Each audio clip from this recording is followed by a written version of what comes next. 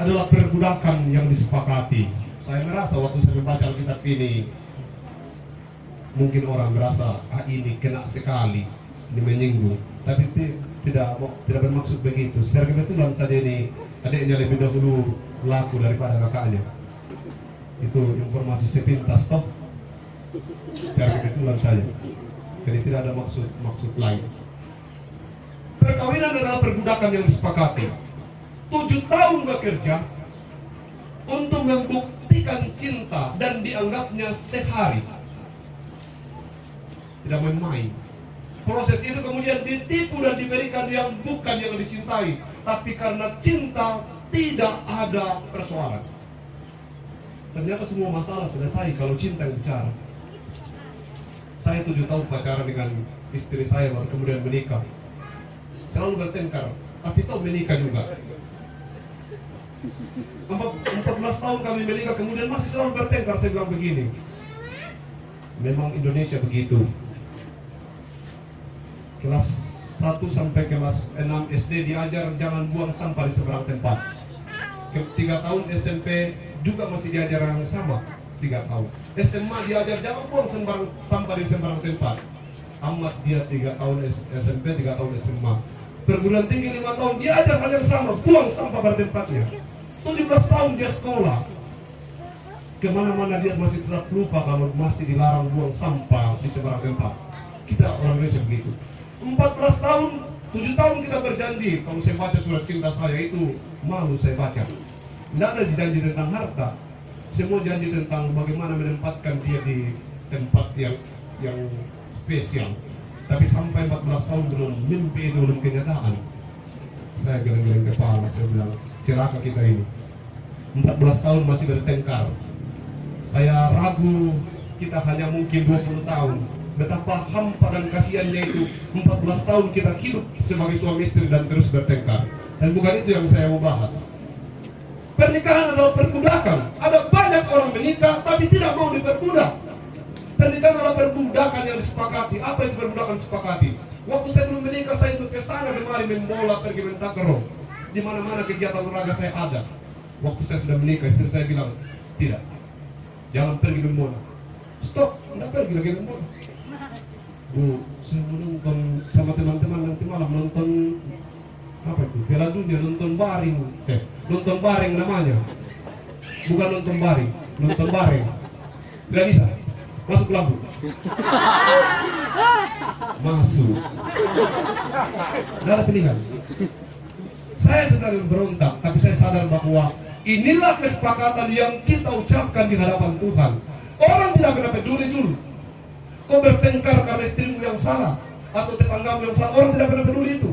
Yang orang tahu bahwa dia bertengkar dengan istrinya. 7 tahun diperbudak untuk mendapatkan cinta.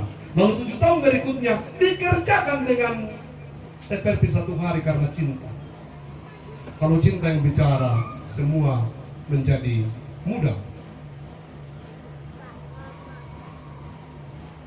Pertanyaan berikutnya, sekelompok orang berpikir bahwa urusan keluarga itu diselesaikan dengan materi. Suatu hari di kampung saya ada seorang bapak tua menanam pohon kelapa. Ini sudah tua, 1,5 hektar itu kebunnya ditanami pohon kelapa. Orang selalu ejek dia karena waktu itu orang tanam coklat. Orang selalu ejek dia. Pak tua, kenapa tanam pohon kelapa? Tanam kelapa, orang tanam coklat. Itu kelapa makin hari makin tinggi. Kalau makin hari makin tua, bagaimana bisa panjang itu? Dia bilang di jawabannya, oh, mama sudah dewata. Kelapa makin tua, makin tinggi. Tapi itu bakal masih ada dewata, rokok. Berkat Tuhan itu jatuh ke bawah. Banyak orang yang takut. Saya tidak tahu apakah dia takut menikah ini sehingga lambat-lambat atau apa. Tapi banyak orang yang takut menikah karena pertimbangan itu. Jul, Tuhan menciptakan, mana yang dulu diciptakan, manusia atau pohon kelapa? Dan jangan tidak pernah sekolah minggu dulu. Ya, pohon kelapa. Coba kita bisa bayangkan, sebelum manusia ada, pohon kelapa sudah ada. Tentu pertimbangan Tuhan sangat luar biasa bahwa semua ini diciptakan untuk manusia. Sehingga pada saat pada saat buah kelapa jatuh, jatuhnya ke bawah sebelum manusia ada. Jadi sebelum segala sesuatunya diciptakan, khususnya manusia diciptakan, berkat Tuhan sudah tersedia. Tidak usah ragu, tidak usah takut. Sungguh Tuhan menciptakan semua alam semesta ini untuk manusia. Sehingga mari membangun rumah tangga dalam sebuah kesadaran bahwa berkat Tuhan itu disiapkan Tuhan untuk kita. Semua ini diciptakan Tuhan untuk kita. Kasih tahu saya kalau sudah jam. Belum. Kita kembali ke bacaan kita. Yakub diperbudak dan memperbudak diri. Di pembinaan perempuan di kelas katakan begini, ada satu yang salah dan membuat begitu banyak ibu-ibu terus menderita, dan banyak suami menderita karena dia berpikir bahwa menyelesaikan masalah keluarga di luar, di kebun, menyelesaikan masalah keluarga dengan bekerja. Tidak. Persoalan utama kita adalah pasangan kita. Kalau belum selesai dengan istrimu, apapun yang kau bawa datang ke rumah tidak akan membuatmu bahagia. Bayangkan, Anda bertengkar dengan istri Anda yang satu bantal dengan Anda, satu kelambu dengan Anda. Lalu kemudian berpikir bahwa apa yang kita kerjakan di luar itu akan kita bawa datang untuk membahagiakan, tidak bisa. Biar kita jalan kaki saja atau naik motor saja, kalau dengan istri beres masalah, bahagia itu. Biar puasa satu hari, kalau dengan pasangan itu selesai, beres semua, enak semua dimakan. Dan biar banyak apa-apa, tapi dengan istri tidak selesai. Saya ini sudah latih. Bagaimana rasanya kalau dimarahi istri? Mau melawan. Saya kasih tahu ke orang, saya ini guru karate. Tapi satu orang yang boleh saya takuti di dunia ini, istri saya. Mau dipukul, apa kata orang? Tidak dimarahin, sudah berlebihan. Tapi mudah-mudahan banyak istri yang tersinggung. Mereka selalu mengancam untuk berkelahi. Mereka menggunakan kekerasan, padahal mereka tidak tahu bahwa sumber kasih sayang itu ada di ibu. Kok? Tidak pernah itu menyanyi kasih bapak, tidak pernah. Yang ada itu kasih ibu kepada beta. Kok? Bagaimana anak-anak ibu menyanyi seperti itu kalau ibu sendiri tidak punya kasih sayang? Yang ada untuk ayah itu adalah nanti ayah mati baru ada lagunya. Kok? Ayah, ku takkan bosan apa pi? Sudah selesai, ayah nanti meninggal. Kenapa? Karena memang hampir semua ayah hanya urus kebun dan pekerjaan, sehingga anaknya tidak bisa bikin lagu untuk dia. Lagu-lagu ayah tidak ada atau jarang sekali. Nanti mati baru mau panen apa. Jemaat dan keluarga dikasihi Tuhan, membaca kejadian ini, kita akan berjumpa dengan persoalan baru. Ini kan pernikahan dalam lingkungan sendiri, sama-sama orang mehalaan. Bacaan ini dengan tegas menjelaskan bahwa kau itu keluargaku, kau itu keluargaku, kau kembali ke dalam keluarga, kau adalah darah dagingku. Berat itu, berat. Kalau orang lain yang dinikahi atau dikawini, dia memang berat, tapi beda dengan kalau menikah dengan keluarga sendiri. Berat sekali. Itu juga yang dialami oleh Laban dalam pembacaan ini ketika mengambil Yakub menjadi menantunya. Dan apa yang dialami Yakub adalah beban yang sama. Mau dia apa? Mertua ini keluarga. Mau dilawan tidak bisa. Kebijakan mertua ini luar biasa. Kita ditipu oleh mertua, tapi karena dia adalah mertua, maka tentu rasa hormat Yakub tidak bisa diganggu tidak bisa mengganggu perjalanan kehidupannya. Betapa ini tanggung jawab yang besar. Bacaan ini mengingatkan kepada keluarga di tempat ini karena lebih banyak empoli pojok. Itu berat. Jadi ceritanya ada di bacaan ini. Nah, untuk itu kita tadi sudah mendengarkan bahwa bagaimana pernikahan itu adalah penjara yang disepakati, perbudakan yang disepakati. Suatu hari saya cuci piring. Ini kita belum ke apa tuh, aku janji ini. Satu hari saya cuci piring.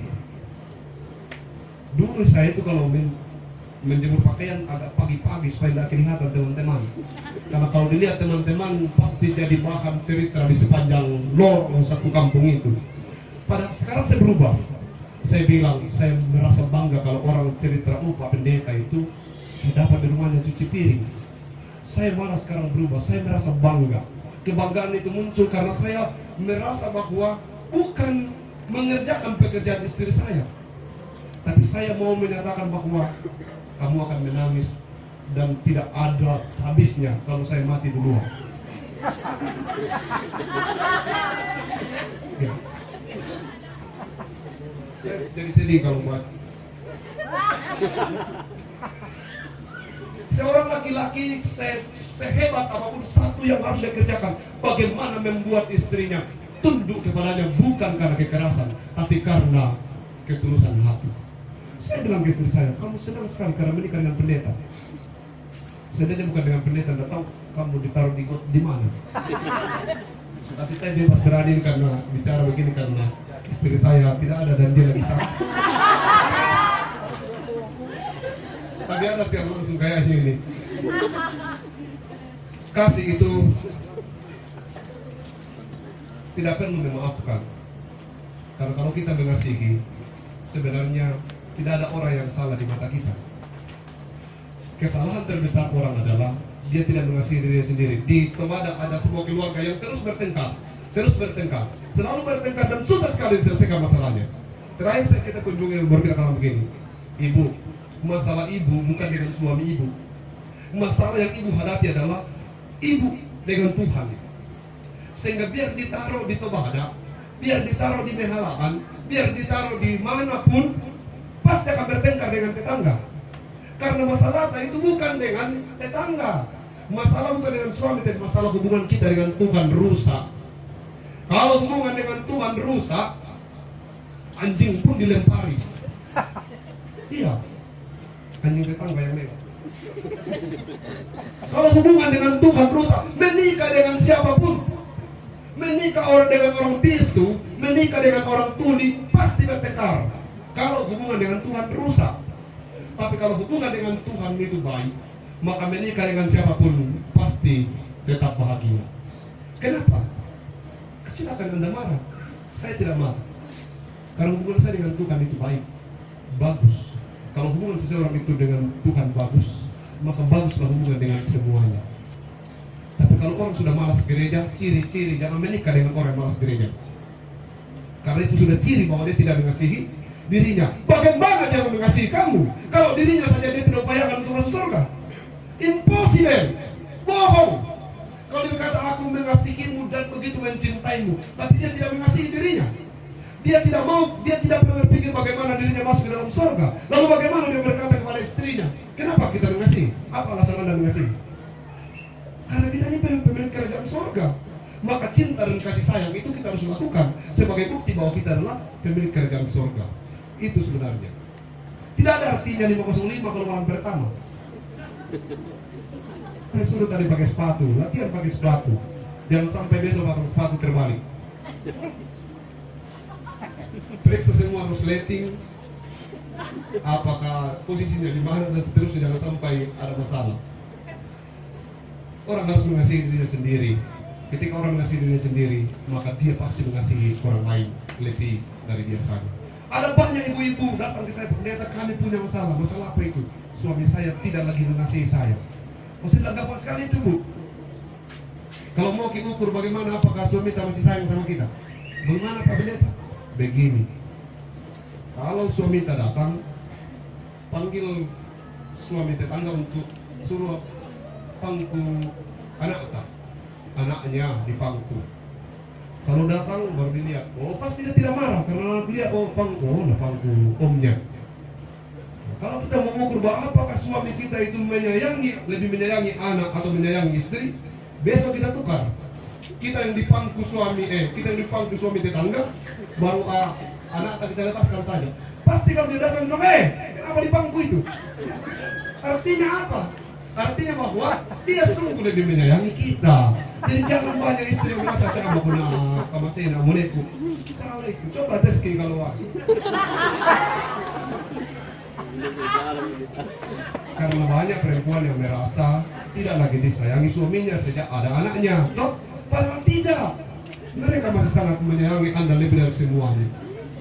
Saya menikah hanya karena sebuah lagu begini. Di bukit indah berbunga, kau mengajak aku ke sana. Toh, tanganmu kutaruh di pinggang, mengajak aku melangkah.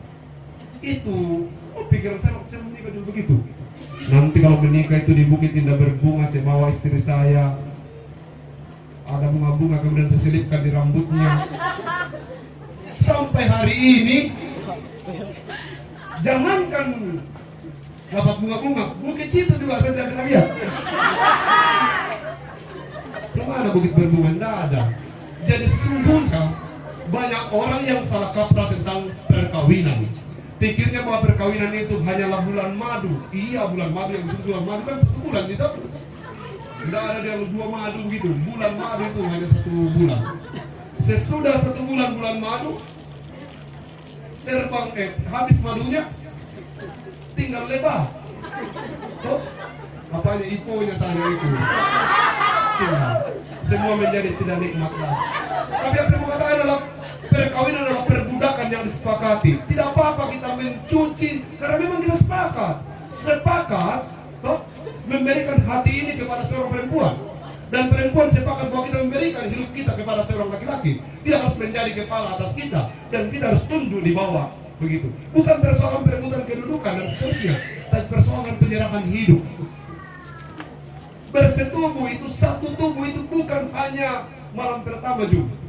Ada banyak orang yang salah kaprah tentang itu, bahwa ketika manusia itu disebut kemudian dalam Kejadian pasal 2 itu berbicara tentang satu tubuh. Bukan hanya bicara tentang proses persetubuhan, tapi satu tubuh itu bicara tentang satunya pikiran, satunya perasaan, satunya rasa, satunya jiwa, satunya misi dan visi. Itu pergi ke pengadilan mau cerai. Waktu sampai di pengadilan ditanya, kenapa mau cerai? Pokoknya kami sudah tidak cocok lagi. Tidak satu ide dan seterusnya. Terus mana istri Anda? Itu istrinya gondong anak kecil, mungkin baru 4 bulan. Kalau ditanya, kenapa ada itu anak itu? Anak siapa itu? Nah, anak saya itu, Hakim. Bagaimana bisa ada anakmu kalau kau tidak cocok? Bagaimana bisa ada itu? Siapa bapaknya? Saya, Pak Hakim. Kenapa bisa ada anakmu kalau kau bilang sudah tidak cocok lagi? Dia memang sudah tidak cocok. Dia bilang, bagaimana caranya itu anak bisa ada? Dia bilang, ya biasa Pak Hakim, seperti biasa. Dan bilang di Pak Hakim begini, pulang mau bikin lagi seperti biasa. Begitu. Dia pulang dan bikin seperti biasa, mau pergi lagi di pengadilan. Gitu.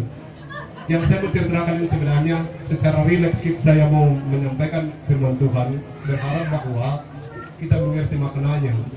Bukan hanya berharap bahwa kita kemudian menjadi tegang. Sebenarnya kerinduan kita bahwa perkawinan itu proses menelanjangi diri, kan Alkitab bilang begitu. Dia keduanya telanjang, tapi tidak merasa malu. Kalau kita tidak telanjang, yang disebut telanjang itu adalah siapa Anda, ceritakan pada pasangan. Oh, saya itu begini Kak. Itu ada siapa namanya? Asmiati. Apa namanya ini? Tidak tahu juga. Siapa namanya? Asmiati. Asmiati. Mau bingung kita pada Asmiati ya. Itu tinggalnya di kalau mana? Pesta memang begitu, jangan terima kasih. Saya pun tahu banyak mesti tidak datang ke saya. Pesta memang semua harus terbuka. Itu disebut dengan telanjang, terbuka tapi tanpa rasa malu. Ada begitu banyak persoalan yang selalu ditutupi orang. Saya hendak mengakhiri khotbah ini dengan cerita begini. Ada satu keluarga hampir tidak bisa, selalu bertengkar. Mereka memutuskan begini. Bagaimana caranya supaya kita tidak bertengkar, Ibu? Karena Pak Pendeta bilang kita ini akan lebih lama hidup sebagai suami istri daripada hidup di rumah orang tua. Saya begitu, Ibu. Saya hanya 12 tahun bersama dengan orang tua, sudah 14 tahun saya bersama dengan istri. Tamat SD saya pergi 14 tahun bersama dengan istri, artinya sudah lebih lama dengan istri dan masih akan lama. Karena kami sudah janji akan menua bersama sampai tua bersama, biar nanti kalau sudah sekali dibikinkan TikTok anak-anak, biar penting tua sebagai suami dan istri. Itu berarti masih akan lama. Berarti kita lebih lama dengan istri daripada dengan orang tua. Nah, bagaimana caranya? Mereka sepakat begini. Kalau saya lagi marah, gini cukup kasih tebal. Istrinya begitu. Oh begitu. Jadi kalau kau lihat saya gini tebal, jauh-jauh. Oh iya. Terus suaminya juga ditanya, kalau ibu bagaimana? Kalau bapak bagaimana? Kalau saya, kalau kan dia perokok, kalau saya sudah gigi biji korek, itu tanda lagi marah. Bilang oh iya. Jadi kalau ada masalah, istrinya pakai gincu. Suaminya sudah baru lihat gincu lagi, pokoknya dia cari alasan untuk tidak cepat kebak. Kalau gincu sudah tidak kelihatan, kemudian ke rumah. Begitu juga kalau suaminya marah, kalau dilihat oh bapak lagi gigi korek, apa? Itu korek-korek api ya, yang dikasih begini. Oh bapak lagi korek, dia tidak mau. Tidak. Jadi selalu beres itu berapa lama. Lalu satu kali dia marah sekali, suaminya marah sekali dan datang di rumah 3 korek dia gigit. Dia bilang habis nanti kau ini. 3 korek, tanya marah sekali toh. Sampai di rumah dia, gincunya juga ibu lewat sampai sini. Bagaimana ini? Bapak sudah marah, ibu juga marah, pasti perang ini. Apa itu? Yang kita mau rubah di sini, bukan di sini. Yang kita harus rubah ada di sini, di hati. Sehingga dengan begitu, pernikahan itu adalah upaya mencocokkan diri. Perkawinan itu upaya mencocokkan diri. Kita dipertemukan berbeda. Tidak boleh ada perkawinan yang sejenis. Kita berbeda. Dan dalam perbedaan itulah kita saling melengkapi. Dalam perbedaan itu kita saling melengkapi. Perkawinan adalah perbudakan yang disepakati. Selamat memperbudak diri. Perbudakan kasih sayang. Setiap laki-laki yang tidak tunduk pada perbudakan karena cinta, maka pasti istrinya tidak akan bahagia sampai mati. Demikian juga perempuan. Malah kini dia semua tepat. Kita harus cuci piring, kita harus cuci pakaian. Kenapa? Karena itulah perbudakan karena cinta. Saya biasa begitu. Siapa ini? Satu kamar dengan saya. Bukan saudara saya, bukan darah daging saya. Tapi kalau dia sakit, kemarin istri saya sakit, saya setengah mati kesana kemari. Kalau pikir-pikir ini hanya saya sambar, saya dipotong dulu ini. Anak-anaknya orang. Tapi kenapa kemudian kita yang stres kalau dia yang sakit? Karena itulah yang disebut dengan cinta. Selamat mempersiapkan diri untuk diperbudak cinta. Dan saya yakin bahwa perbudakan yang dialami oleh Yakub telah menjadi contoh betapa cinta mampu mengubah segalanya. Amin.